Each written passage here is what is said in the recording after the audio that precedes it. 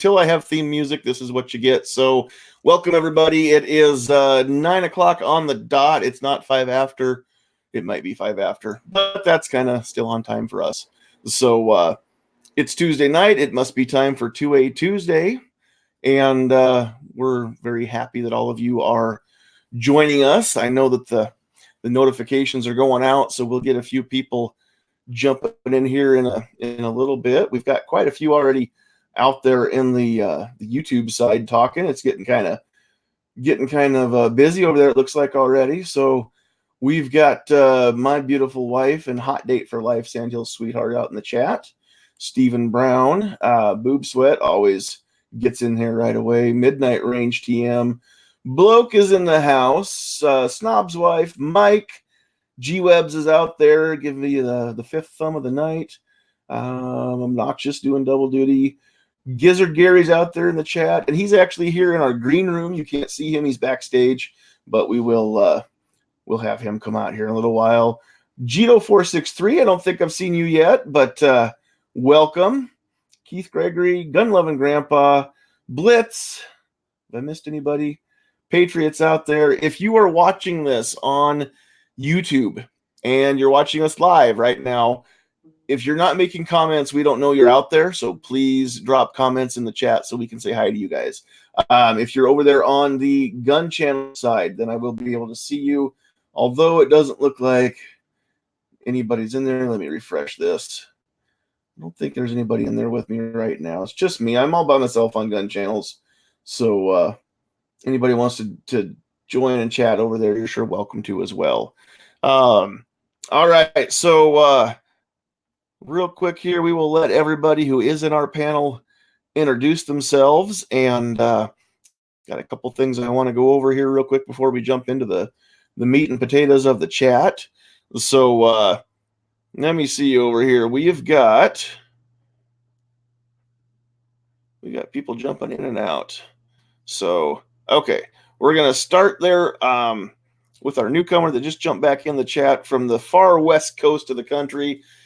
The California cucumber, or as I like to say, tacted dill pickle. Calaveras 32 special. What's up? Sorry about that. That was not an intentional jump out. That was StreamYard mobile dropping on me. I'm doing well, out here, just trying to not run afoul of any of the laws. That way I can stay out and actually be a part of the solution instead of part of the problem. Appreciate the invite. Thanks for being here. Like I said, we'll cycle some people through here as we go. Next up, we have got Obnoxious One, Orange Man Good. What's going on, sir?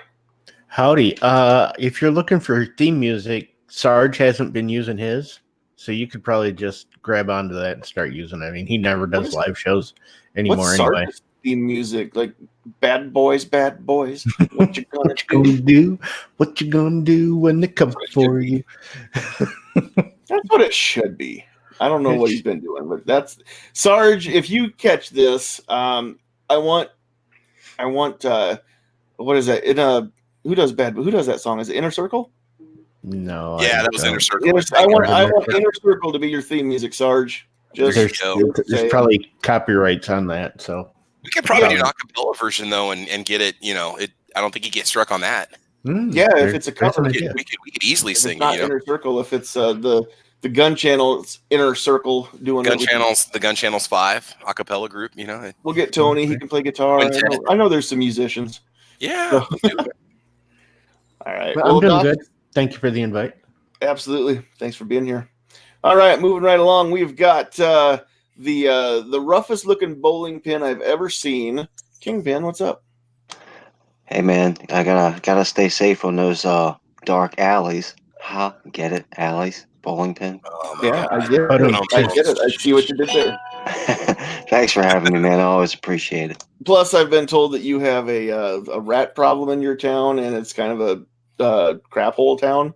So probably best if you go armed because you don't know how big the vermin can get in the alleys. Oh yes, this is true, and I've seen some quite large vermin in that specific town that you speak of. Yeah, we're not naming names or calling out any one town in Maryland. It is where the Ravens and the Orioles play. We're not naming names though. Yeah, definitely don't. We're not going to say that Baltimore City's the city we're talking about. So Definitely not. definitely not We going to wouldn't say say that. No. So racist. Is this God. another thing we're not saying that Baltimore is the city? Like we weren't saying that there's a 2A rally in Harrisburg on the 24th and 25th. Is that how we're doing this? Yeah, it's kind of like that. Yeah. Okay. Yeah. Okay. We're not going to So- mention Baltimore or the 2A rally on the Or the 24th Rats. and 25th. Okay. Just so I know that we're not mentioning Baltimore or the 2A rally in Harrisburg on the 24th or 25th. Harrisburg, that like the capital of Pennsylvania, Harrisburg. Mm, We're not going to talk about a is, rally. is Harrisburg the capital of Pennsylvania? Last I knew. Okay. Yeah. Cool. All right. Then- Well, and then as you're looking at our screen here, the entire top half of the panel is populated by people from the Good Life. Honestly, it's not for everyone, but we are holding it down as Nebraskans in this chat tonight. So representing from way out west in the middle of Nebraska, Yep. in the Lexington, Dawson County area, we've got the king of the Travi, Travis P11. Hey, thanks for the invite, man. I appreciate it. Cheap plugs here. Make sure you check out my podcast, Caliber Corner, Monday nights at 6 o'clock Central Time or Nebraska time, 7 o'clock East Coast time. And you check out my YouTube channel, Travis P11. Lots of good stuff over there and a lot of good content. So thanks for the invite, man. Appreciate it. You bet. Yeah, and go check that out. The Caliber Corner is back, so that's pretty cool. I'm glad that you found a time slot to go back and do that again. Appreciate you and guys.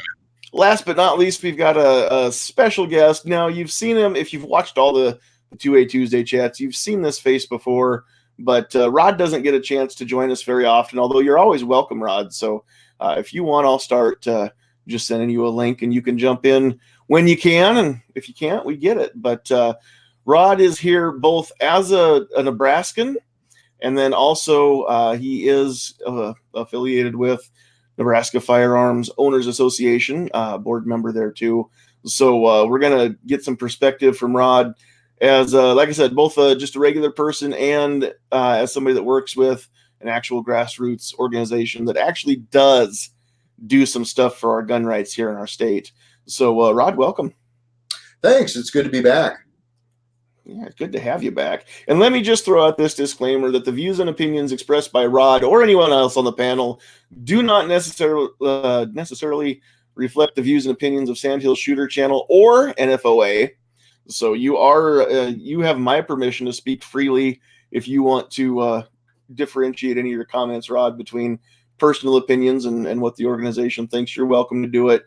However, if you choose to not do that just in the interest of keeping the organization's name out of stuff, then I get it too, whatever. But we do understand that sometimes we have personal opinions that may not reflect organizations that we work with or work for. So we don't hold anybody accountable, or we don't hold organizations accountable, rather, for what one person says around here. We try not to. So moving right along, I do have one announcement. We've been kicking this idea around quite a bit here here at the Sandhills Media Empire, which is our house, and we're going to change things up a little bit. Since we don't always talk about 2A stuff, we're going to change the name of the podcast. And starting in October, we're going to go away from 2A Tuesday. We're going to rebrand this the Get Off My Lawn podcast. And I've been told that Gavin McInnes has a show or had a show online called that. So I'm going to differentiate, throw an exclamation mark in mine. But if anybody ever mistakes me for Gavin McInnes, I think we've got bigger issues than having a podcast by the same name. So I don't think it's going to be a problem. But you can look for the name of the podcast to change here in a couple of weeks, and that means that we're going to be needing a new logo as well. So we will I might do a giveaway again, a contest for that, but I would sure like some people to come up with some cool logos for Get Off My Lawn.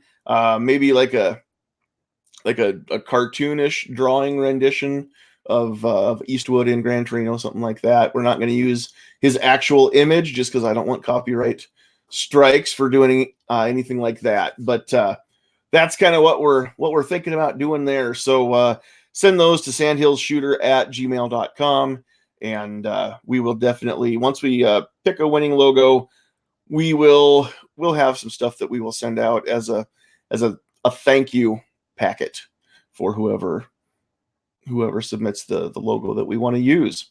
So that worked out pretty well last time. We'll see how it works again this time. Okay, so let's get into stuff. I after last week's chat, when we were discussing how to say things, maybe how not to say things, and things like that, and some of you did probably see the video that I had posted up about the Walmart challenge. I've had some people here since then, I guess, some comments on the video on different platforms, different groups on Facebook and whatnot. I've had some people kind of question whether or not I actually believe in fighting at all, or if I just want to try and win the war with hugs, which is cool. People can think what they want to think about me. I'm going to throw this out first and foremost. I will do anything in my power to stay out of a fight if I can avoid it.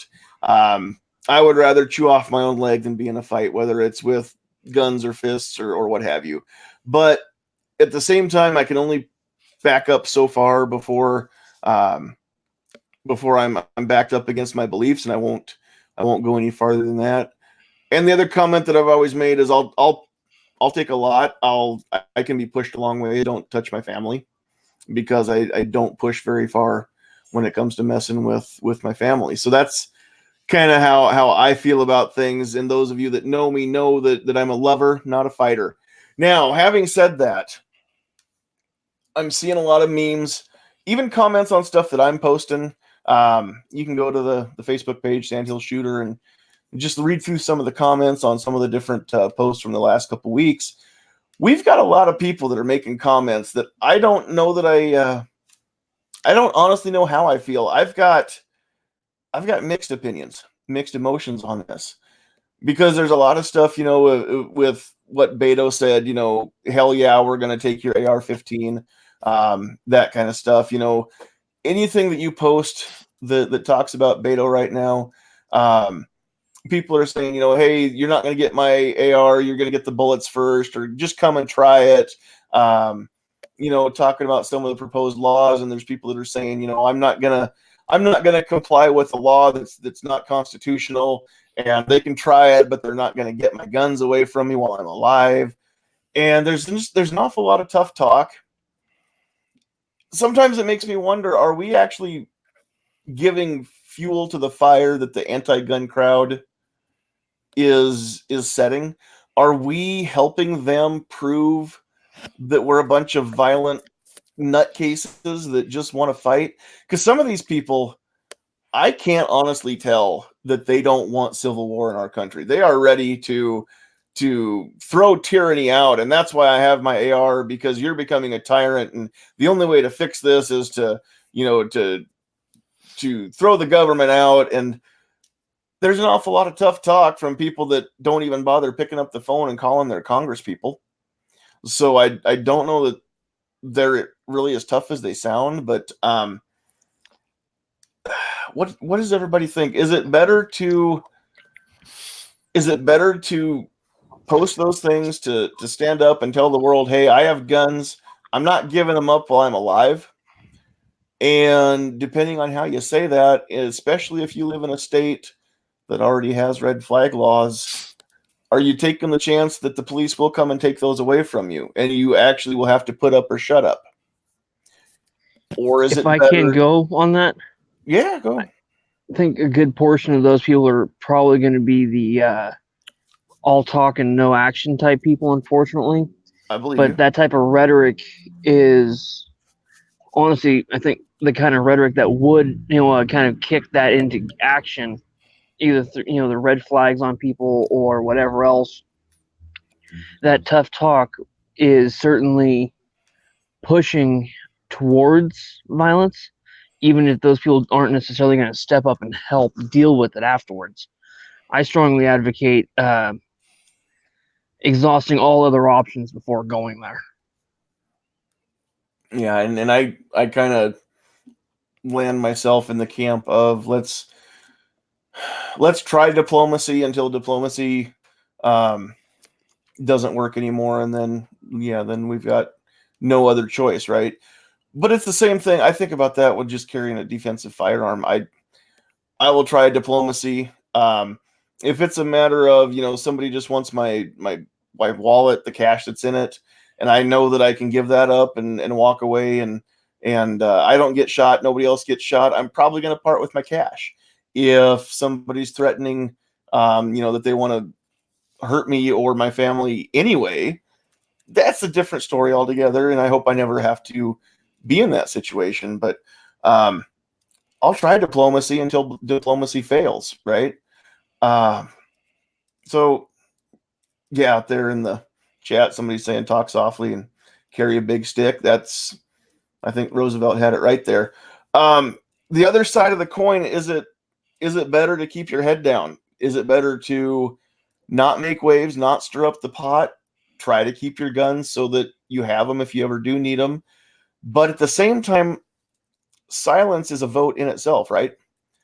And when we've got people saying that 90% of gun owners in America are okay with background checks, are okay with, this, that, and the other, when I don't know who they're polling because nobody's ever asked my opinion, and I've never spoken yet to anybody who did get polled. But apparently we're all in the 10% that didn't say that. But the point Did you is, see the MSNBC poll? which one? There was one I saw. It was still active when I saw it. It was polling pretty much anyone who went by their website of people who yes, I support I support public carry because of the Constitution. No, it's dangerous, or only for self-defense. And I think last I saw was about 93% of respondents said they support it, based on the Constitution, and only like 3% said, no, it's too dangerous. So depending on, I don't know where they're getting their other numbers from, but that's a poll that is in theory to the public. So yeah, it's almost well, I shouldn't say it's almost impossible. It's possible in almost every poll, if you poll the right people, to get the results that you want without lying about the results. So you just have to poll the correct people, and and again, if you poll 1,000 people, that's not going to give you a good representation of the entire country. You can also just word the question certain ways. Oh yeah, exactly. I mean, that's what they do. They ask leading questions, and they've got them worded certain ways so that. And if it's an electronic poll, then you give people, two choices: yes or no. Mm-hmm. Do you support background checks for firearm purchases? Well, I don't support them the way they're written now, but if my choices are yes or no, I'm probably going to skip that poll, honestly, because it's not that simple. It's not black and white there. But that you're right. That's what a lot of the time happens. But is it better to run the risk of being red flagged and say things online that, because once you say it online, it's there forever. There's no getting rid of it. Even if you delete your comment, there's no guarantee that it's gone. Somebody could have screenshotted it. The Facebook or Twitter servers still have that stuff. So that, and like I said, I don't necessarily have a cut and dried opinion on this one way or the other, but I do want everybody to kind of talk about this. So I guess the first thing is, and we'll just kind of let this go through the room. I will give Gary a chance to talk here in a second too. But what do you guys think? I mean, when you are flipping through social media, whether it's Facebook, Twitter, whatever it is, Instagram, and you see posts or you see memes that say things that, could be construed as, if not violent, then that, in the wrong area, somebody could show that to the police and say, hey, you need to take this to a judge and get this person's guns taken away because look, they're violent, or they're crazy, or both. And a lot of a lot of jurisdictions, the judge would agree that owning guns makes one crazy. So what do you guys think about that? Is that a smart move? Is it better to do it? Is it better not to do it? Is it better to stay silent and then be counted among the people, that the 90% that say that they're for this stuff? I think context is really important too. I mean, I've seen a lot of these memes, and some of them are, somewhat over the top, but a lot of them are really kind of drawing attention to the absurdity of some of these comments that are being made. I mean, one example would be, one of the presidential candidates saying, "Oh, well, people will just turn them in." So, well, how's that worked in everywhere else where they have banned something? How many bump stocks have been turned in?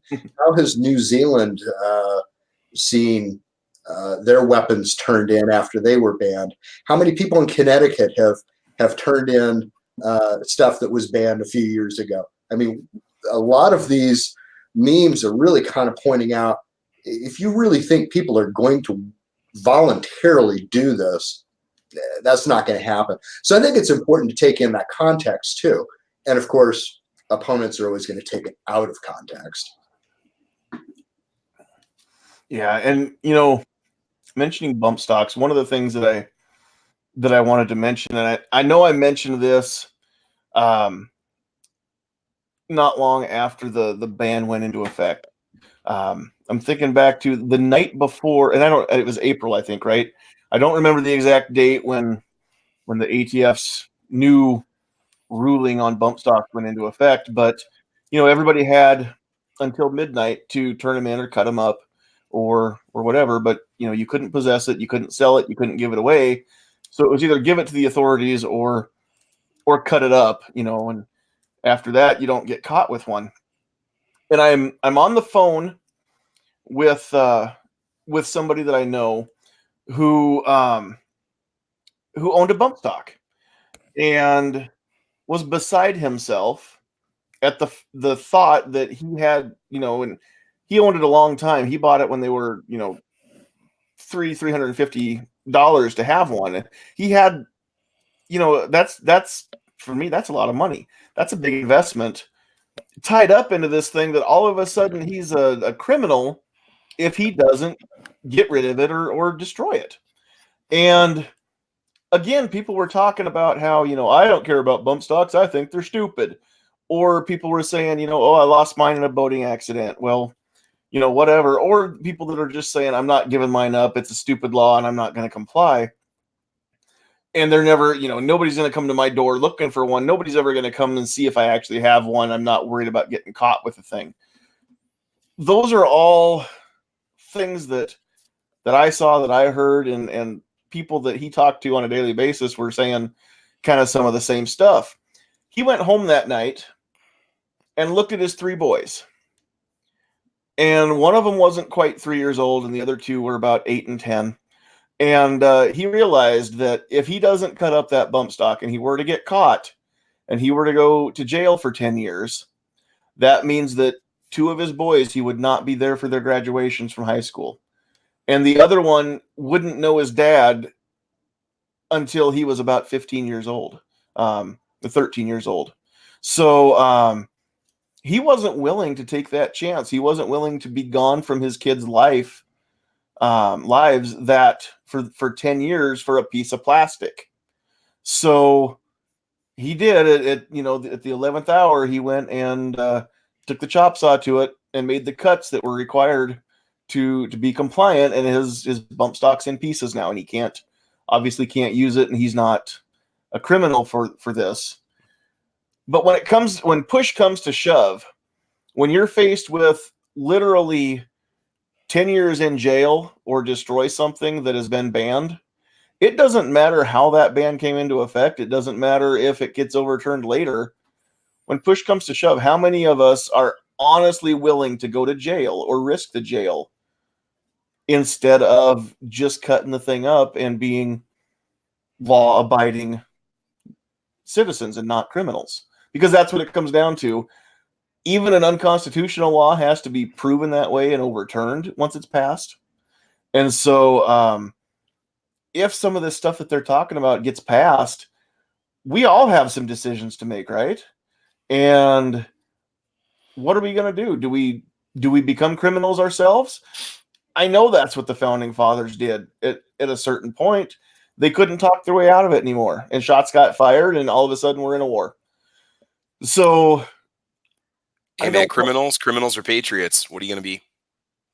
Well, yeah, but I mean, what's honestly at some point, what's the difference? We want to think about criminals as drug dealers, as somebody that wants to use their gun to hurt somebody, to rob somebody, to kill somebody. We want to think about criminals like that. We don't want to think about ourselves having, a magazine that holds more than 10 rounds, or an attachment on the back of our rifle that lets us shoot it faster and makes it sound like it is full auto. We don't want to think about ourselves as criminals just because we don't want to give that stuff up. But at the end of the day, where do we go from here? What do we do? Because we're getting painted into that corner awful quick. I think we fought that revolution, and then we fought a civil war, then we fought 2 world wars, so we didn't have to kill each other every time that we had a disagreement about something. And when a government started getting out of control, there was ways to put it back in control without having to take arms up and go out on the street. I think battling our government is really unlikely to happen. And one of the main reasons I think that is we have a system set up designed to not have to go with pitchforks and torches to Washington D.C. That's what the founding fathers and all those soldiers died for, is so they could have choice and a vote and freedom to do what they want to do, and a government set up that was for the people as opposed to just for the king. That's what the Civil War was designed for. It was to keep that union together so we didn't have to keep killing each other every time we have a disagreement. And things have sure changed over the past few decades. we're not where we were at the end of the Civil War anymore as a nation. That's very true. All right, Kingpin. Since you just had your opinion there and you voiced that, I am going to drop you out for a little bit so Gary can come in for a little bit here. Well, I'll go ahead and hop out into the chat for the rest of the show because I said I got to wake up early tomorrow, and it's late over here in the real time zone. Yeah, that one that's not the center of the world. I get it. Well, thank you very much. It's always a pleasure seeing you, Sandy, and thank you everybody on the chat, in the chat, and on the panel for having a great conversation. And have a good night, everyone. Yeah, thanks, Kingpin. Thanks for being here. Peace, guys. All right, Kingpin. All right. Well, in that case, then we'll give him the bird. Gary, I haven't had a chance to welcome you yet, so I'm going to give you a chance to say hi and Hello. anything you want to plug as far as your channel goes. And then if you have any thoughts that you want to put into voice, you can have the floor for a moment. All right. Well, thank you. Gizzard Gary here, host of Foul Territory, Friday nights, 9 Eastern, 8 Central. Also got some gear reviews if you want to check them out on my channel, gizzardgary.com. As far as the conversation, the one thing that occurs to me is we've got to stop acting like we've already lost the ship here. We have not. Until we've exhausted every effort to fight, then shame on us if we just give up right now and say, yeah, we better go hide our guns because we're screwed. No, there's still a lot of time left. We need to stand up, be visible, make ourselves heard, get our voices out, participate in this government, be part of it, write your letters, go to your state capitals, go to your 2A rallies and stuff like that. Be part of this. We haven't lost a thing yet. Very, very good point. And G-Webs is out there in the the YouTube chat, just making some really, really good points there too. One of the things that I saw that G said out there, we can stop all of whatever you're scared of happening tomorrow by working together today. And I 110% agree with that. We have banded together and done a lot of things. I think back to 2013 when we were all looking at losing semi-automatic rifles, at that point too. And we did pull our heads out long enough to all of us get together and become a united front.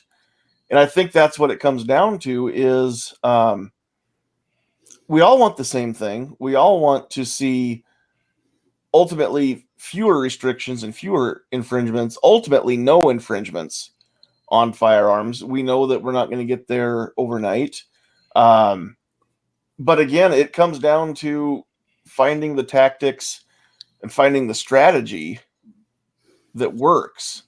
And I don't necessarily want to have this chat topic tonight cause bickering, and it doesn't look like it is, but I want people to, like I said, to talk, to think, to throw ideas out there. Whether or not we all agree with what you're saying, that doesn't mean that you shouldn't have a chance to say it. So that's why we're doing this tonight. So Blitz is out there saying make politicians public servants again. I think we could do a lot to just remind not only our elected officials, if we could remind the voting public that they are not leaders, that they are representatives, that they represent us, they work for us, we do not work for them. And I think that all of our elected officials, whether it's city, county, state, federal, they sometimes all need to be reminded that they do work for us. They're not more important than we are. They should not gain any special privileges that we don't have. What I mean by that is they shouldn't be protected by people with guns as they pass legislation that keeps us from protecting ourselves with guns, and the same guns that the people that protect them carry. Just real quick, I'm gonna have to bounce out, but that's where I just want to say, that's why this country was founded as a representative republic and not a democracy. So that's where, it's not strictly majority rule can do anything they want. It is, it was designed in a way to help moderate the, how should I say, the whims of the masses aren't, is not supposed to control everything. This isn't, it's not supposed to, we're not supposed to follow the trend of the moment. It's supposed to be a system that can, it's a boat that can be turned, but not one that can be turned on a dime. So that way we can maintain a certain amount of even keel, I guess I'll say, since I'm going with the boat comments. But hey, I got to bounce out of here, so I appreciate the invite. Thanks for being here. All right. Well, and then there were 5. If anybody out there on the chat side that didn't get a link wants to jump in and say anything, just let us know, and we'll see about getting you a link. If you've never been in here before, the rules are we keep it classy, just like out in the chat. We keep our language clean. There are certain words we don't use in the chats, but aside from that, viewpoints are welcome, even ones that don't agree with me. It's hard to find those sometimes. So I always welcome somebody that wants to disagree with me, because it's healthy for me, for my opinions to be challenged. It's either going to make me believe even stronger what I believe, or you're going to change my mind, which is always healthy as well. So, okay, going back to this. So one of the things that I had said earlier, we've got some people all across the country that like to talk tough. They like to type tough and sound like they're big and bad, and that they're not afraid of soldiers or law enforcement coming to their home to take their stuff away, because they're just going to dig in and shoot it out, and that rarely works out very well. But very well for the person that's dug in, I should say. But these are the people who, like I said before, they're not even bothering to pick up the phone and call their Congress people, senators, representatives, city council, even, and let them know what they think and how they feel. So if they're not willing to even do the most basic, simple, easy tasks to help us not lose our gun rights, then what is there to make me think that they're going to act any tougher? Again, when push comes to shove, and there's a squad of law enforcement officers on the porch ringing the doorbell, getting ready to kick the door in if nobody answers and come take the guns. Don't tell me that you're not just going to sit down and let them take them. If you're not even willing to fight this battle in a non-violent way, then I know you're not going to be violent when the time comes. So how do we get people to, I know this has kind of been an ongoing theme the last couple of weeks. How do we get people to care? How do we get people to channel that tough sounding talk or typing?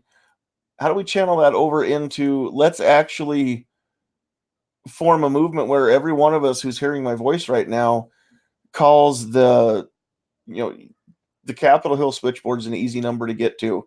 You don't even have to know who your representatives and your senators are. That you tell them what state you live in, and they'll tell you who they are. And then you can ask to be put over to whichever office you want. If you've got, like my state, we've got 3 people in the House and 2 people in the Senate. That's 5 phone calls. You can call it 5 times and ask for each one of those people. I did that, left a voicemail, and did actually get a letter back from Senator Sass, from his office. And they do have people that listen to these voicemails when you call them.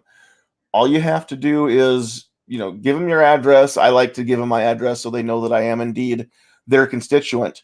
And that's how they sent me a letter, because I gave them the address on the voicemail I left. Told them, hey, I want to know how you feel about these proposed gun laws. I want to know where you stand, because I want to know how I'm going to vote when your seat comes up for re-election. And that's all there is really to it. If they answer in a way that you like, cool, tell them that. If they answer in a way that you don't like, cool, tell them that. Be respectful, but tell them that. They want to know how their constituents feel, and you have every right to tell them how you feel about the job that they're doing. Because again, they're doing that job for you. You don't do your job for them. So, Sandhills, I want to agree with you, first of all, that I think, we want to try every nonviolent method of resolution possible so we can minimize loss of life. I don't disagree with you on that. And you're right. Something as simple as a phone call is an easy thing that anybody can do. I think that as you see more and more of rights be taken away, that you'll start to see more and more people start to stand up and act up. Like if you look at how many people, had petitioned to not have bump stocks banned, but yeah, you're right. I mean, that your representatives, if they hear from their population that there's concern about some sort of an issue or item, and you're telling them you might not vote for them, that could make a difference if they start to get numerous phone calls on a certain topic, because they want to stay in power. They want that power. They want to be that elected official. And starting, if you go, hit them where it counts, which would be that vote, then I think that it would make a bit of a difference. So that is definitely a great start. Making the phone calls is not a hard thing to do. We all got cell phones for the most part. The number's easy to look up on Google. And when you get that reply back, that is kind of a good feeling that they did hear what you had to say, whether they agree with you or not. So that's definitely one way to start. Just communication, local representation, state representation, and go from there. In fact, while you're doing that, I'm going to We're going to do an on-air call or what? No, I'm not going to do an on-air call. I don't think I have the technology for that. No, my computer decided to load really slowly all of a sudden. I'm going to copy and paste this phone number for the Capitol Hill switchboard. And if I can paste that right there.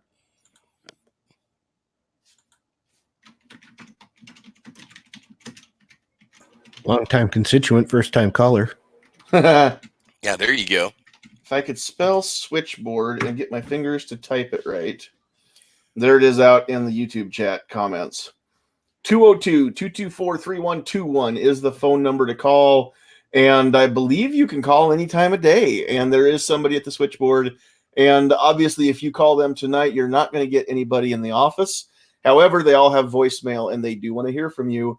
And I would challenge every one of you between the time when this chat ends and you go to bed, dial that number, make just one call to one of your senators or representatives, and do one a day. It won't take you that long. Even in California, New York, it won't take you that long to get through all of them. Start with the senators, and then start with the representative that is from your district where you live, and then move through the rest. Let them all know, because even though you don't necessarily get to vote for each House member, they still are going to pass laws that affect you. So let them know that you're from their state and you don't like what they're doing, or you do like what they're doing. They hear a lot of complaints. I bet it's 10-1 the number of complaints they get versus the number of attaboy or attagirl calls. So if you do like what they're doing, and you have a person in Congress and the senator in the House that does fight for our rights, call them up, tell them that you like that, encourage them, because that goes a long way to keeping them going too. So build them back up, fill up their tank a little bit with some encouragement. Kinky's out there in the chat saying GOA makes it so easy. Yeah, you can get to that same phone number from GOA website. I know, and I've seen different videos here recently that Eric Pratt's put out that have that phone number right in there. So, okay, speaking of which, that is on the national side. Now, this isn't necessarily an issue that we need to only look at tackling on the front of the national spectrum. We also need to look at our state laws, our county laws, city laws where we live too. And that's what we call the grassroots level, right? The right here in our own backyard. And Rod, you are associated with the NFOA. So can you real quick just kind of give an overview for those Nebraskans who maybe are listening that don't yet know about NFOA, to tell them that that it's here, what it does, and then just maybe some of the stuff that's been happening in the last year or two that NFOA has done in Lincoln there. Okay, sure. So the Nebraska Farm Owners Association has been around for a little over 10 years now. If you remember some of the history of legislation in Nebraska, 2006, the Nebraska legislature finally enacted our Concealed Handgun Permit Act after many years of a lot of people pushing for that. 2007, 2008, there were people pushing for cleaning up a lot of the compromises that were included in that original bill. And the NRA came in and opposed a bill that most Nebraskans that were interested in concealed carry were actually supporting. And so a group of 19 individuals who had been very active in getting concealed carry passed in Nebraska got together and says, we need to have a state level organization that's actually going to represent us. Even if the NRA did represent Nebraskans, they respond well to somebody from Virginia coming in and telling you how to do things. Right. So we needed Nebraskans to be taking the leadership role. And so that's how the NFOA was born. And it's a purely grassroots volunteer organization formed as a 501c3 organization. And so we've been pushing for, since inception to, clean things up, repeal restrictive laws, to push for legislation that would work towards our vision of firearms freedom. And the last couple of years have been more frustrating because the makeup of the legislature is such that it's really difficult to get a good bill passed because we need 2/3 majority to agree to overcome a filibuster. And, we just can't get to that 33 votes a lot of times. And after this last election, where we may have been able to get to 31 or 32 sometimes, now after this last election cycle, we're not getting to 27. I mean, we're not able to get much done. So we're fighting more on the defense. And the big thing that we've been defending against this past year has been the red flag law that was introduced, which, coincidentally is pretty much the same language that Florida and Colorado and every other state has been enacting. So it wasn't written by a Nebraska senator. There's a political party who's pushing this nationally, and a Nebraska senator decided to take that language and run with it here. That was the senator from Lincoln, is that correct? It is a senator from Lincoln, yes. Anyway, initially it looked like we were fairly successful at defending against that because it never came out of committee, which is kind of surprising because we don't exactly have a pro-gun makeup on that committee. It's predominantly anti-gun. So I really kind of initially expected that to come out, but it never came out. I don't think it's dead. It never got voted on. It's just sitting there. And I think that it's because the chairman of the committee, who's not a friend of ours, understood the constitutional issues with that bill and didn't want to deal with getting it to the floor, putting people on record, and dealing with potential lawsuits if it did, in fact, get passed. But I really believe that with what's happening nationally lately, that there's going to be a new push come again in January when the legislature goes back into session to hurry up and get it out of committee so that they can try to get it on the agenda for this coming year's session. Yeah, and that's not going to be good because we're going to have so many people flat out lying about it that say, hey, if you're not planning on committing a crime, then it's not going to affect you. And I've made no bones about how I feel about red flag laws here in a lot of the different chats and a lot of my posts too. I understand that they are being written with the intent to do good. I get that. I don't think that necessarily all the people that introduce those intend strictly to use those to disarm their entire population. I don't think that's the case. I know that maybe some people disagree. That's okay. But the issue I have is just the potential for misuse. And the way that I've always understood it, if there is a potential for a law to be misused, and there is a potential that law can actually hurt law-abiding citizens and restrict their liberties, then that's not a law that actually is constitutional. Can anybody correct me on that if that's true or not? Because that's what I've always understood. What was the question again? If a law is proposed that has the potential to be misused, it will be misused. Right, but that wasn't the question. That wasn't done. No. Okay. We know it will be eventually. Sorry, I buzzed in early. Please phrase your answers in the form of a question. No. If a law actually has the potential to do more harm than good, then that law does not meet the needs of the Constitution to be actually a law, right? Maybe I'm wrong. Maybe I've thought this my whole life and misunderstood something that I thought I learned in high school.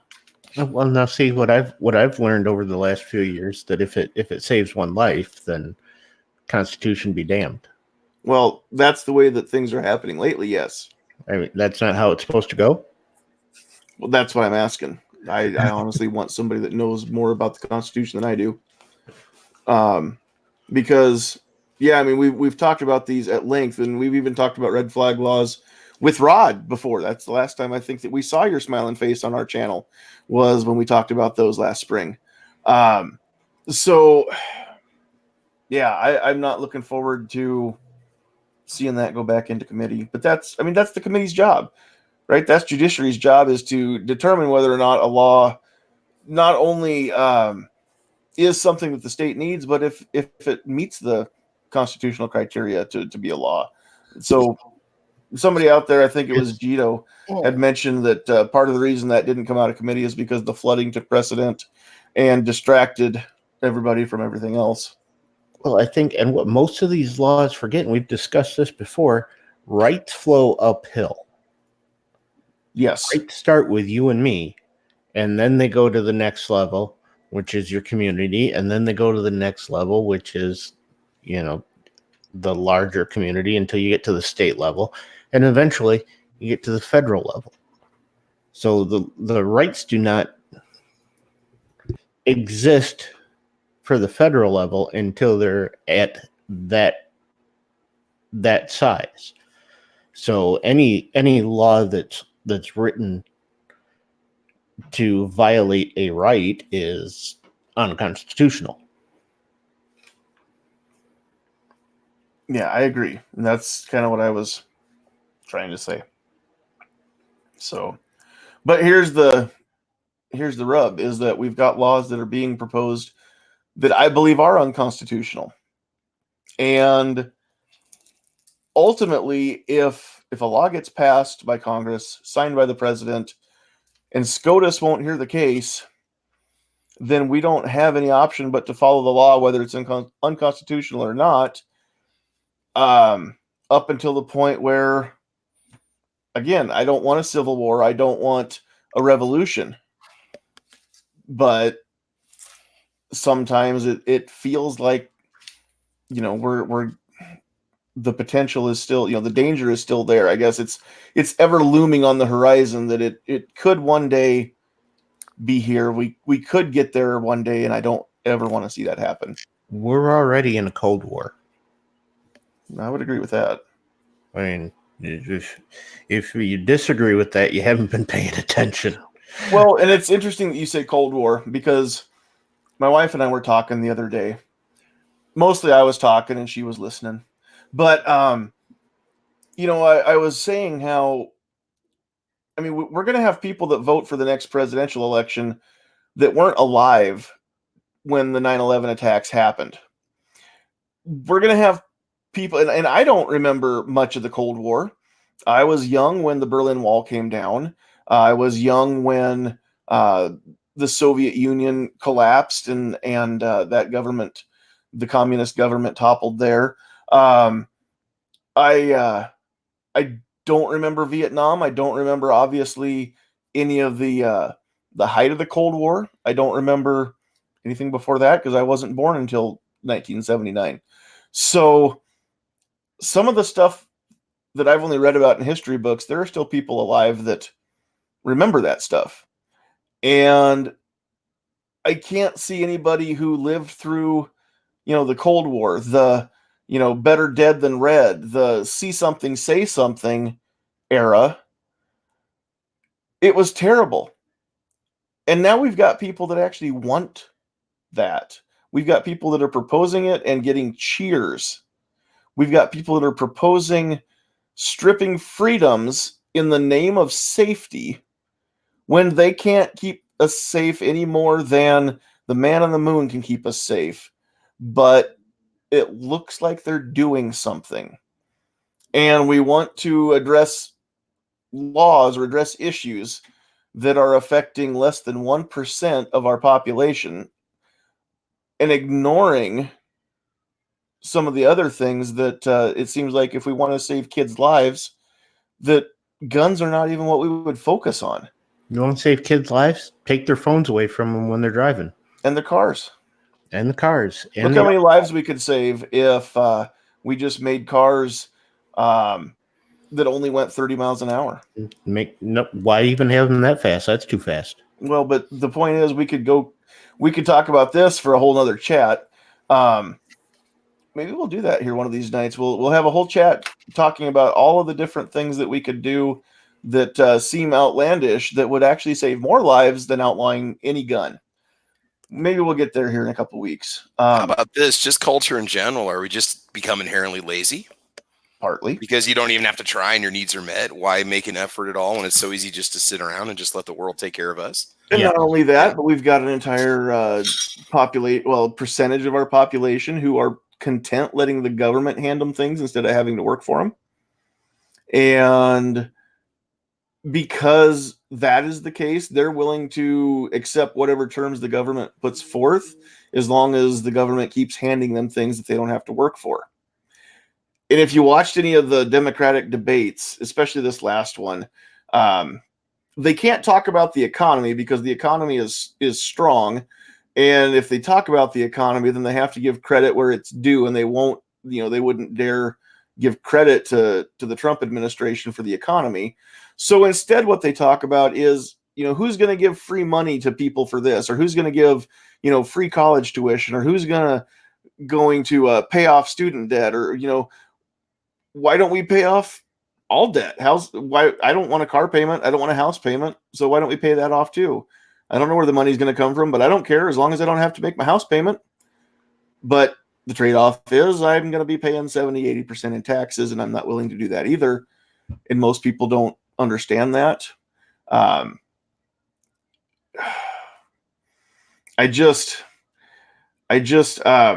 worry about the people who are willing to trade their freedom for some false sense of security or safety. And that's why I have a YouTube channel. That's why I want to have live chats. That's why I want people to think and share this with people who it might piss them off. I don't care. I don't care who comments, whether they like me or dislike me out in the comment section, either in the live chat or if you're watching this on replay, then down below. I don't care if you like me or not. I just want you to think. And if I get you to thinking, I can't see it being a bad thing, whether I change your mind or not. So, okay. What are some of the other things that we can do to not only raise awareness about firearms in general, but just to raise awareness of how important it is for people to get involved with something as simple as picking up the phone and dialing a phone number and telling your elected officials that, hey, I'm a voter and this is what I care about and this is what I think. How do we get people out there to get off of the apathy train and actually care? You got to nag. You literally have to nag them. Does nagging do any good? Does it work? You've got you're always going to have the 80-20 rule. You've got 80% who are just going to sit back, and you got 20% who are going to do something. And it's just like 80% of your time is spent dealing with, 20% of the people that cause the actual problem. So the only thing that any of us here can do is to keep our voice out there, make these videos, have these chats. Anybody that's out there that will listen to us can get on there, and we can make it easy for them by putting the phone numbers out there and putting links out there. I mean, all my videos have a link to GOA and NRA and the Second Amendment Foundation because they've all got easy links to take action. I mean, you can go over to any of those three and go to their take action section. It'll take you right to the page, and they've got a letter there that you can send out, and you've got a couple clicks, and it sends a letter out to your representatives or your senators or Trump or whoever that particular take action button is for, because they know that you've got to make it easy for people, because people are generally lazy, and I'm saying this as a generally lazy person. And I'm hearing it as that. I get you. I think it's more than that, though. I mean, you make a great point that we need to make it easy for people, and GOA is a great example of those that have. But that doesn't get past the apathy. That doesn't get past the resistance in so many people's minds that my voice doesn't mean a damn thing. It doesn't matter what I do. I'm not going to waste my time calling some politician because they're not going to listen to me and my voice is meaningless.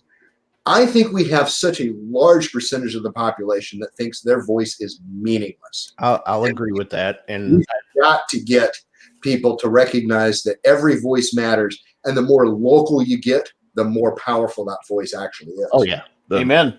The smaller group that person has to answer to. When one person calls Trump, it means nothing.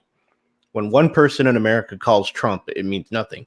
When one person calls their local village board member, that means something. If 10 people call Trump, it really still doesn't mean anything. If 10 people call that village board member, it really means something. And I've said this before, is we have a huge, I mean, the numbers are that 30% of the households in America have a firearm in them. So that puts us at about, what, 90 million people that have a gun in the household? I think it's something over 100 million gun owners. Well, I'm saying if 30% of that, we've got 320 million. So, I mean, it puts us at 90 to 100 million. So that's people with a gun in the household. Now, some of those are children. Some of those are older people. Some, that are, there's some people where you may have a gun, but your wife doesn't really care. So, I mean, if we whittle it down, let's just take an absolute bottom number is 30 million gun owners. I mean, let's take that absolute bottom number, 30 million gun owners. If 30 million people stood up as one and said no, who's going to look away from that? What politician is going to look out at 30 million people and go, they don't matter? Not a one. Not a damn one of them is going to look at 30 million people and say, I don't care what you have to say.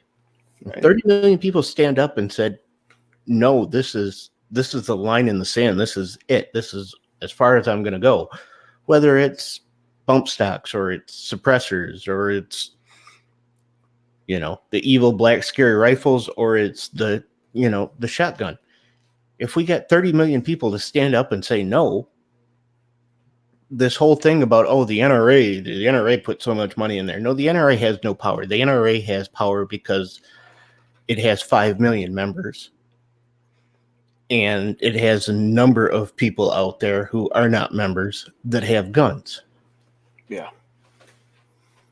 Real quick here, I know Travis has to take off here before too long. So, Travis, we'll give you a chance just to any final thoughts or opinions that you want to get out there, and then go ahead and sign off, whatever you want to do there. I think this, your podcast, and I think it's been a good wake-up call for people. If anything, it's just reaffirming what we already know, but at the same time, it does truly happen on the grassroots level, whether it's just taking a family member to the range for the first time, or a niece or nephew for the first time, or getting together and starting a local activist group. I think that, we got to act. We can't just sit around and it's important to send off those emails and make those phone calls, but we got to get active. Or if you're not, be active if you aren't already. It's exhausting. I understand that it takes a lot of effort to do these things, but we can't give up, man. I mean, we got to get active. Join your local firearms organizations or whatever you have around you. Join a range, get active. I mean, that's it. But otherwise, man, I appreciate the help. And guys, make sure you check out the channel, Travis P11 over on YouTube. Subscribe to everybody in this podcast. And right. So, Rod, I appreciate you being here tonight, man. Thanks a lot, buddy. All right. Hey, good seeing you again. All right. Cool. You guys all take care and have a good night. Thanks a lot, Sandy. Yep. Thanks, Travis. All right. Bye-bye, man. See ya. Yep. Good night. Okay. So Real quick before we jump back in here, I do want to shout out Tim Foley out there in the chat. Tim is one of the Facebook followers on the Sandhills Shooter page on Facebook, and always has some good comments, and is never afraid of. I'm never afraid to comment back when Tim makes comments out there. So I'm very, very happy to see you out there, Tim. That's awesome. Glad that we've got a little more cross pollination. I've been told many times that the Facebook people won't come to YouTube, and the YouTube people won't go on to Facebook. So when I see people on both, kind of makes me want to just give a proverbial middle finger salute to the people that say it can't be done. So Yeah. Thanks for helping me prove them wrong, Tim. You should definitely highlight those people that you know are coming over from other things, because they don't. It doesn't happen. It does. Cross-pollination does not happen. Not very often. It's hard. I know it's hard. So when it does happen, I definitely do like to mention people. So glad that you're here, Tim. All right. So real quick here, because I know we do have a lot of people that aren't Nebraskans out there in the chat, but we've got some people that are. And I want to get this in front of more Nebraskans all the time.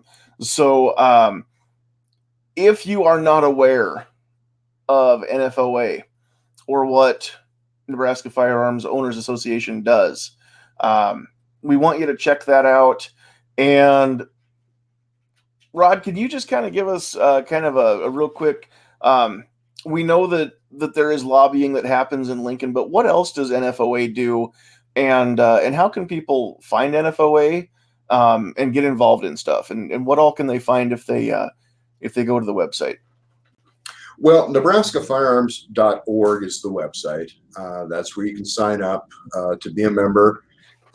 We have not been very good about emails lately, probably because we have such a small percentage of our members that actually receive the emails. I don't know if it's just junk mail filter settings or what, but I mean, when I'd send out an email, I might have 8,000 email addresses, and on average, I have just over 1,300 people will see an email.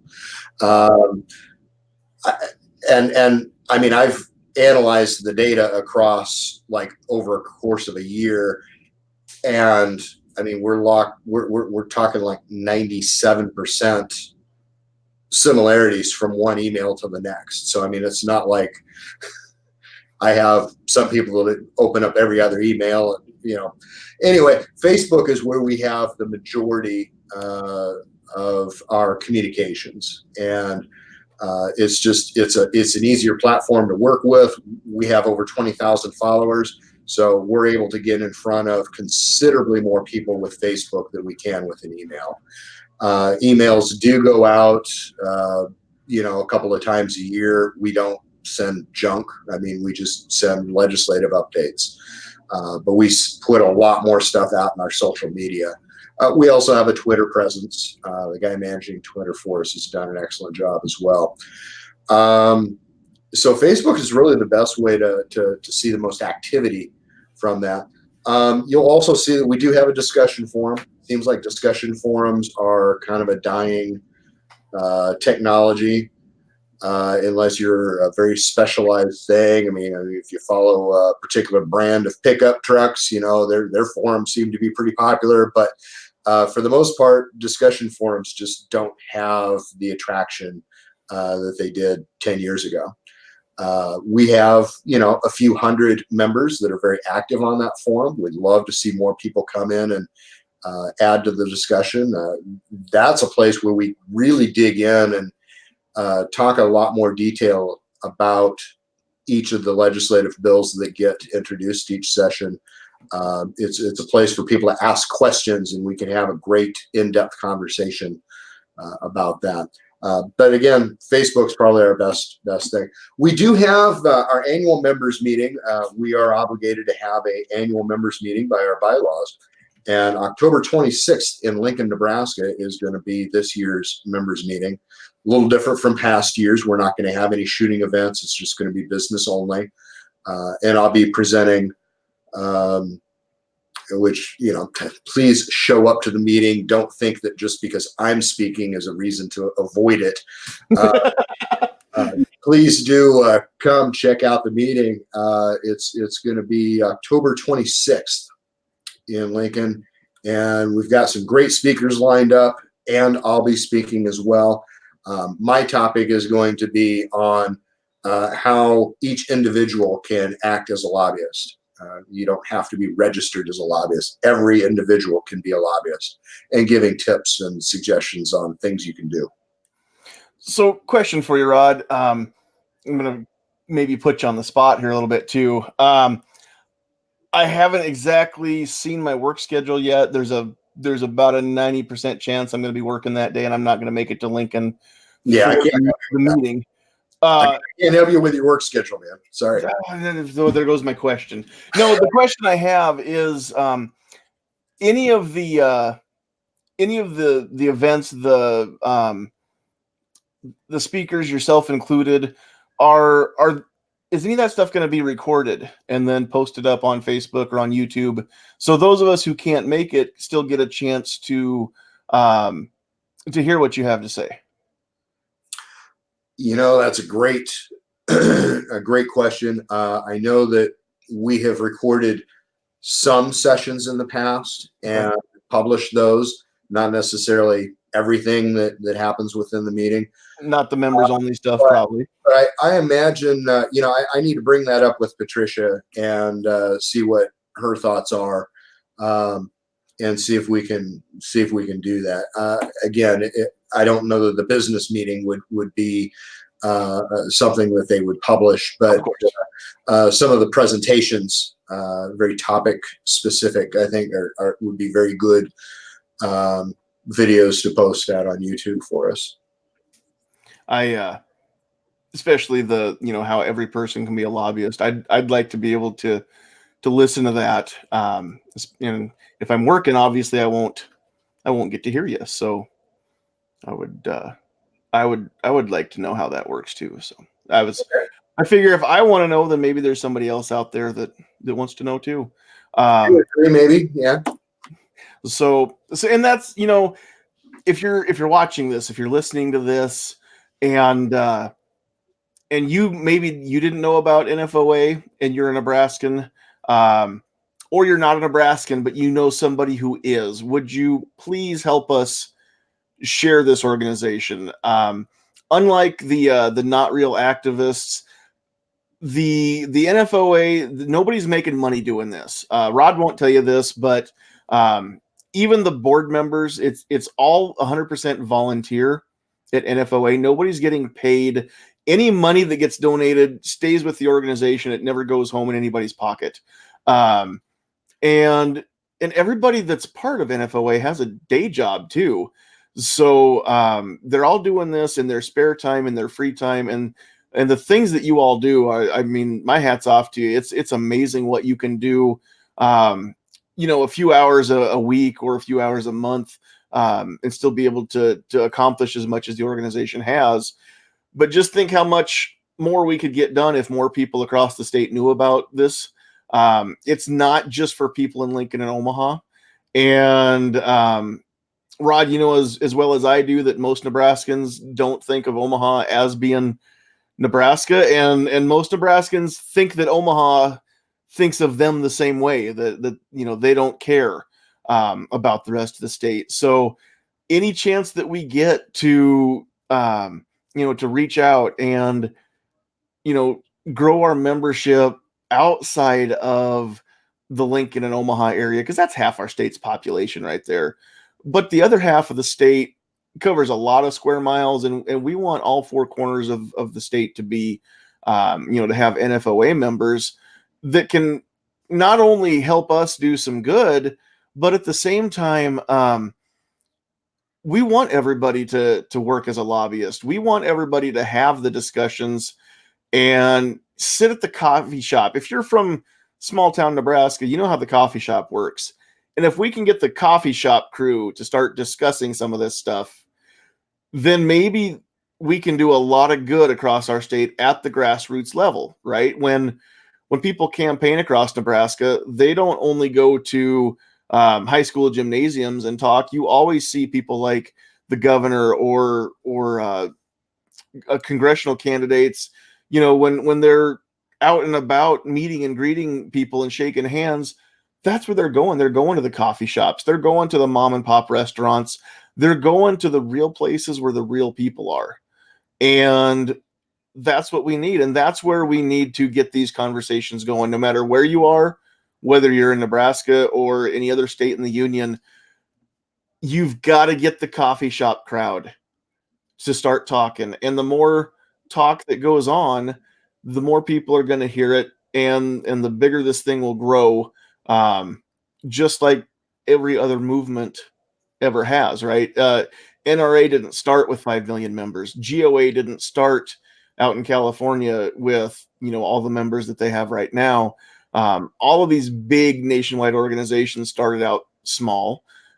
And we're all, I mean, there's, like Obnoxious said, there's at least 90 million of us. There's well over 100 million of us, I think, nationwide that own firearms. If we can just get the discussion started. Sometimes that's the hardest thing to do, is just get that topic out there. Just get people to talking, and then see what happens, right? I can't agree with you more. In fact, just to support what you're saying here, I mean, we have some very anti-gun senators, and they seem to pretty much be in Lincoln and Omaha area. We have some very pro-gun, which also can be in the Omaha and Lincoln areas, but they're generally more in the Sandhills area. Tom Brewer is a great example. And speaking of Tom Brewer, I mean, he won his election bid, I believe, because of the gun issue. We have a lot of wishy-washy senators. They're not really anti-gun, but they're not a big pro-gun senator. They're kind of in that 80% in the middle that we were talking about earlier. Absolutely. And so if we have the coffee shop crowd that is pressing their senator all throughout the state, these senators are going to listen. I mean, when I go in and I talk to some of these offices, I've built great relationships with a number of staffers in some of these offices, because the staffers last longer than the senators now that we're dealing with term limits. And, you know, they're like, oh, yeah, on a hot topic, 100 phone calls about a bill really gets their interest. I mean, they might on a typical bill might hear from 2 or 3 people. On a bill that, there might be some interest, 15, 20 people. So, I mean, if 100 people contacts them about something, this is a hot topic. Their ears perk up and go, what's going on with this bill that so many people are contacting us? And if you think, I mean, we've got 1.9 million people in the state of Nebraska, and there's 49 legislative districts. So we're talking 35, mid to upper 30,000 people in each legislative district, approximately. 35,000 people and 100 makes your ears perk up. So your voice will make a difference. Just adding 1 or 2 voices. In fact, you don't even have to just exclusively talk to your senator. I mean, I live in Omaha, but I grew up in northern Lancaster County. My parents still live there. So I have a vested interest in that legislative district. I can claim an interest. How many people have a farm in a different county? It's a family farm. Maybe they don't personally own it, but their family has a farm in a different district and where they personally reside now. That's me. So you have a vested interest in these other districts. You travel. I mean, I'm in Omaha, but I do a lot of work in Sarpy County. So I can talk to, as a citizen, not talking about any NFOA stuff, as a citizen, I can talk to every senator representing Sarpy and Washington and Douglas County. And even though I may not be in their district to where I can vote for them, I know people who can vote for them because I have a vested interest in those areas. Yep, exactly right. And even though I am in Norfolk right now, I grew up in Kippahaw County. And you're right, I have a vested interest in what goes on there. But at the same time, I feel like I have a vested interest in all 93 counties because I'm a Nebraskan. And because of my hobby is I've got a camera and a microphone and a big mouth. And so I want to try and reach people in all 93 counties. And I don't care if they know my face or if they know my name, but what I care about is if we can get the ideas and the concepts and the chat topics rolling, then if I can get just one person extra every week to see or hear this and start to think maybe about something they hadn't thought about before, or somebody else on the panel says something that makes that person just think from, hear or see a different perspective. That's what I want to do. I don't just want people to see my face and, hear my voice and, oh, it's that loudmouth, the microphone and the camera. But I actually want to make a difference. I want people to think. I get so fed up with what I see happening so many places, whether it's turning on the news or seeing what's happening in schools, especially colleges and universities across the country.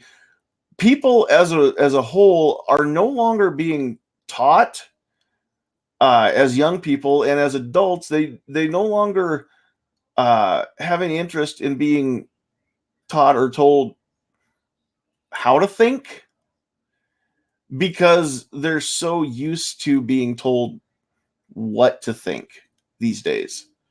Whether it's a professor in a university, whether it is a reporter, a talking head on TV, and pick your news channel, even the one that claims to be conservative is still skewed. There is no such thing as 100% objective when you have it coming out of the mouth of a human being. None of us can be 100% objective. It's fine. That's why you need to watch multiple news reports, read multiple newspapers, find all the facts that actually concur, formulate your own opinion, and then go do more research and see if you're right. And that's what I want people to learn how to do again. Because I think as a country, we've lost some of that. And it shows. It shows in the apathy. It shows in the fact that most people that I talk to don't watch the news. The only news they get is on Facebook, which, as we know, is heavily filtered as well. So, I just want people to, I just want people to think. I want to have podcasts that make people talk, whether or not you agree with me or I make you mad because you disagree. I'm good with both. I just don't want people to not care. That's all. So, all right. So we're losing some people. We lost Gary, and I was going to give him a chance to sign off, but I know he was, I think he was chat napping a little bit. So we will say goodnight, Gary, and thank you for being here. Go check out gizzardgary.com and see all the places that you can find Gary, and give him the bird is what he would always say. So thanks for being here, Gary. I think we will wrap this up. So I will let those of you who are still with me, literally both of you, anything that you want to say before we go, and anything you want to plug before we go. So, Obnoxious, I'll start with you. Thanks for not bailing on me like everybody else has. Oh, I'm still here. I thought you were. Are you not? I don't. Well, yeah, I think I am. Is it just a time remnant that I'm seeing? That could be. It's a wibbly wobbly, timey wimey stuff. Thanks for having me in. Hope I added a little bit to the chat. It was interesting listening to Rod and what he's got going on there, and his dealings with the NRA there were kind of the same as the dealings that I saw when Illinois got their concealed carry permit. Was that they had the court case and could have literally pushed it to constitutional carry up there, and NRA just backed off, and we ended up with like 16 hours training and what was it, $150 fee, the 5-year. They didn't get rid of the FOID card. I mean, it just bent over for them up there. So it was interesting to hear that they've done the same thing in other states. But other than that, thanks for having me in. Check me out, Obnoxious One. Check out my channel. I don't know if I'm going live Thursday or Sarge is, but if I'm going live Thursday, then it will be at 9 o'clock Eastern. And if Sarge is going, it'll be 9 o'clock Eastern on Thursday, and I will be doing 11 o'clock Eastern on Saturday. Otherwise, it's the other way around. So look for us there. One of us will be live Thursday, and the other will be live Saturday. So 8 o'clock Thursday for the only time zone that matters, and 10 o'clock on Saturday. Always, every week. You just don't know which night you're going to get Blitz or Obnoxious. And sorry, I was reading Blitz out in the chat. Which night you're going to get Obnoxious and which night you're going to get Sarge. So also whenever Sarge does his next live chat, I really, really, really want one of you to lobby for a Bad Boys theme song for Sarge, because it really, really would be cool. Oh, yeah. Blitz is reminding me that, yes, the 90-day waiting period, if you submitted your fingerprints. Otherwise, it could take up to 120 days. Oh, goodness. That sounds like infringement left and right. And Blitz, I didn't say this earlier, but I did see the super chat, and I want to thank you for that. You didn't even ask a question. Guys, if you're going to super chat, at least ask a question to somebody on the panel, especially when we have a guest like Rod, who we don't have all the time. Don't just throw money at us and not get anything back for it. Speaking of which, you can always find us on Patreon as well. And they don't keep near as much of that money as what Google does. No, they do not. Plus those $2 super chats. I love them at the rate that I'm going. Sometime in November of 2022, I'll get another payout. So maybe if it holds the pace that we're going on Google. So, and that's if they don't kick me off for making chats like this. So, all right. Thank you very much, Obnoxious, for being here. Rod, I'm going to let you have any final wrap-up thoughts, anything that you want to plug as far as yourself or NFOA or anything else. Now the floor is yours. Cool. Thank you.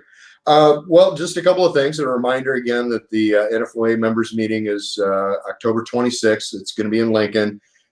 Just on Facebook, if you're not following us, search for Nebraska Firearms, and it's going to come right up. Be the first option for you to pick. You don't even have to spell out the whole Owners Association piece after that. Let me ask you real quick, Rod, because I've searched that before, and also a Nebraska Firearms Owners Association PAC pops up on Facebook, and I think they're two different pages. So do we want to differentiate there? Yeah. So the PAC is a separate entity. The NFOA is a lobbying organization. We're the grassroots lobbying organization. The PAC is a sister organization, if you will, that needs to be rebuilt because we just haven't had the right volunteers to lead it. So we need to come up with some folks that have the experience in a PAC to try to help influence some of the races.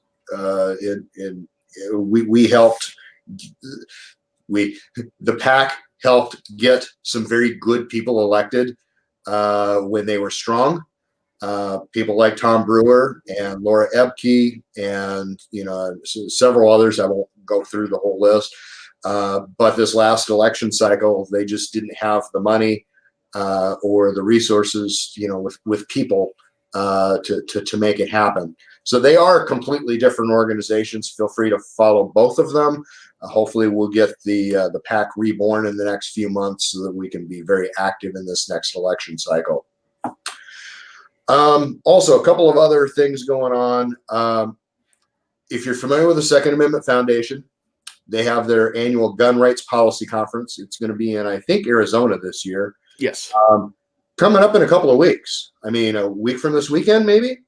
I mean, it's coming right up. I know that. Yeah, it's coming up towards the end of the month.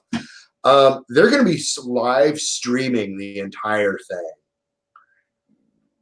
So if you want to see what an amazing event this can be, and obviously can't fly down there to attend in person, you can watch it live streamed. And I believe Trish shared a link to that on our Facebook page, so you would have a link to that to watch. And I've been there 5 times over the past 10 years, and there's usually in the 300 to 350 people range in attendance. They announced they had over 1,000 people register for the event this year. It's going to be huge. That's awesome. So very excited about that. I did see Trish posted on Facebook that she is going to the conference this year. Are you going to be there as well this year, or is she the only one from NFOA that's going to go? As far as I know, she's the only one from the NFOA making it this year. Okay. And then there's something else I was asked to participate in. This long-running TV series called Consider This. Not sure if you've ever seen it, heard of it, know anything about it. But it's a recorded, I think it's like an hour-long program. It's kind of a debate format, but more interview format of a debate, exploring a topic. And I was asked to participate in an upcoming episode with Senator Moorfeld about firearms laws. I don't know yet until Monday when I see the script what specific topics she's going to want to explore and how much is focused on red flag laws versus other legislation. But that's going to be recorded a week from Thursday and then will air on Nebraska Public Television network over the weekend. Awesome. Depending on the channel, I mean, it might be Friday, Saturday, or Sunday. But there's going to be a lot of that'll be broadcast, and then they keep it out on their website for streaming later after the fact as well. So awesome. That could be a very interesting interview to have Moorfeld and I be interviewed on that. So you might want to take a look at that video after that gets published in a week and a half. I will be DVRing that as well when it comes out on any TV. So, and I do know that you've done some stuff kind of like that here a few months ago on YouTube. I saw I don't know if you want to call it a debate that you were part of. That got posted up on YouTube. And since we're live on YouTube right now, NFOA does have a YouTube channel. So make sure that you go search that as well. And subscribe to that as well. Even if you're not a Nebraskan, it's cool just to see some of the stuff that does get posted up there. So what was that I know I watched it. What were you part of there that got posted up, Rod? Well, and I don't know if you know the name because you're Norfolk, but Channel 7 TV, Lee Terry Sr. Was active with KETV for many, many years in his career. Well, now he's been retired for a long time, and he's also very active with the Shriners and Easter. Can't remember. Not. I don't know. There's so many different Masonic organizations. Anyway, they have a monthly debate series that he puts together, and he wanted to talk about the red flag laws. So he invited me to, represent the opposing side, and the person who was in support was a person who testified in front of the Judiciary Committee in favor of it, who happened to be a Sarpy County Sheriff's deputy. That's right. So yeah, he and I were the two that debated it. It was an interesting format because instead of having a moderator asking questions, it was okay. You each have 5 minutes to give your position, and then you each have 5 minutes to counter. Wow. So it was kind of interesting to have a big time block there to spell everything out, as opposed to have a moderator. And only have 45 seconds or something like that to Right. pack it all into. So yeah. Yeah, in Norfolk we don't get Omaha stations as local, unfortunately. Even through my dish, I get stuff out of Sioux City. So I tell you what, I can tell you almost as much about Iowa politics at this point as I can about Nebraska politics, just based on who's running, at least. So, oh my gosh, I really, really don't like commercials during an election year because I get tired of all of them, whether it's Democrat, Republican, Independent. I don't care. I don't want to see smears, and the person that doesn't smear never gets elected. So I get it. To run a clean campaign means nice guys finish last. I just get tired of it. So, but Rod, thank you very much for joining us. Like I said, you're always welcome at our campfire here. So anytime you want to come in and just hang out and just be Rod, we won't make you be NFOA Rod all the time if you don't want to be. But oh sure, yeah, I all kinds of topics beyond NFOA. Heck yeah! So once we get into the Get Off My Lawn podcast starting in October, I sometimes I feel bad deviating from the Second Amendment on a show called 2A Tuesday. So Get Off My Lawn, we can deviate and have more leverage to go different directions with what we talk about.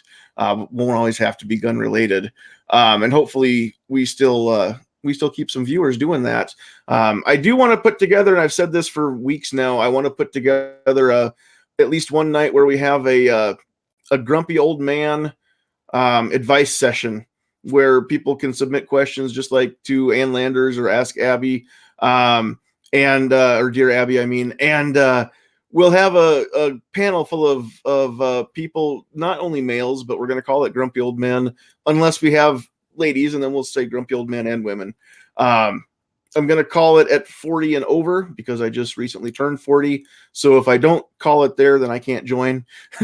So 40 and up for our grumpy old men and women. And people will be able to submit questions ahead of time. We'll read these questions. And then we will give advice to these people just based on being old and somewhat more experienced and seasoned at life in general. And I think it's going to be, I hope it's going to be hilarious. Anyway, that's my goal. So I get a few grumpy old men in my panels on a regular basis. So if you want to be a grumpy old man that night, you're sure welcome to. That could be a lot of fun. I think it'll be great, and I want it to be a hit that we can do every, like once a month or something, maybe if we can get it to take off. So all right, out there in the YouTube chat, I didn't realize until I saw earlier that G had posted, we haven't been able to chat on gun channels in a while, so I didn't even realize that because I wasn't here for a while. So then when I came back, I just thought it wasn't working right, and now I know it's not. It's officially not. So out there in the YouTube side, I do have the list of all of you who actually made comments. Again, if you watched this live and you didn't comment, then we didn't know you were here, and we'd like to be able to thank you for joining and call you out by your name, or at least your screen name. So thank you very much to Stephen Brown and Boob Sweat, Midnight Range TM, A Bloke's 2 Cents, Snob's Wife, Mike, G-Webs, Obnoxious, Gizzard Gary, Gito463, who, Rod, he said he will see you at, or she, Gito463, I don't know your gender, but Gito will see you, Rod, at the annual members meeting on the 26th. Keith Gregory, Gun Loving Grandpa, Blitz, thank you for the super chat. Patriot in the Dark, Jay Brown, Karen's hubby, Micah, Ashley at Gunstreamer. What's up, Ashley? I didn't see you out there. Dangerous Freedom, 10X Shooters, Gunpowder Beauty, Weston Probe, Seven Wonders, Travis T, Kingpin, Snob's Boss 76. Apparently, Snob's wife got promoted to boss. Tennessee Gun Guy, Kiki Sphincter, Sean Callanan, Taco Tom was either doing some serious booty kissing or he really likes me, and I like that. I like people that like me. 9mm, Squibload, Ghost Tactical, Clover Tack. I don't know about Ghost. I know Clover Tack and G-Webs are planning on being at the GRPC. It's in G-Web's backyard because he's in Arizona already. So that'll be cool to have some people from gun channels representing there as well. Holden Harwood, Blue Steel 44, Tim Foley, my Facebook follower turned YouTube chatter. Double A showed up, Roll Call showed up, Sarge and MM53 all made it as well. So thanks everybody for joining us. Sarge, I don't know if you heard, but I think your theme music needs to be a cover of, so that there's no copyright strikes, a cover of Bad Boys. And I'm probably not the first one to tell you that, but can we make that happen? Just wanted to throw that out there, Sarge. All right. On behalf of Calaveras 32 Special, Gizzard Gary, Kingpin, Squibload, who couldn't even get into the chat because of StreamYard not cooperating. Who else do we have? Travis P11. Thank you, everybody who joined us on the panel, Obnoxious One and Rod as well. Thank all of you who were out there in the live chat making the chat part go. Thank all of you who are watching this after the fact on replay, because I know some of you can't catch this live, so I do appreciate it when you catch it later. Please give us a thumbs up if you liked it. If you didn't, I guess you can give us a thumbs down, but I'd rather see the thumbs up. I like it when you put comments down below. Once this goes into replay, then you can leave comments in the actual comment section below the video. Please do so. Whether you liked it or didn't, let us know what you think. And then please subscribe to the channel if you haven't, and share this. You can copy the link and put it in Facebook, Twitter, Insta, whatever you want to do. Email it to people, telephone, tell a friend, I don't know who else, telegraph.